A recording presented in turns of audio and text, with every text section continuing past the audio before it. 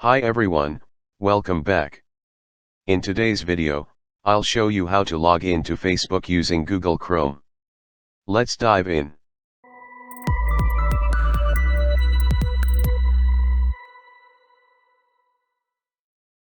First, launch Google Chrome and go to the address bar at the top of the screen. Type in facebook.com and hit enter. This will take you to the Facebook login page. In the email or phone number field, enter the email address or phone number linked to your Facebook account. Next, in the password field, type in your Facebook password. Once done, click the blue login button to proceed.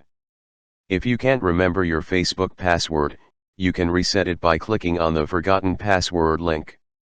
For those who don't have a Facebook account yet, you can create one by clicking on the Create New Account button. And that's it. If you found this video useful, please like, subscribe, and hit the bell icon for notifications. Thanks for watching.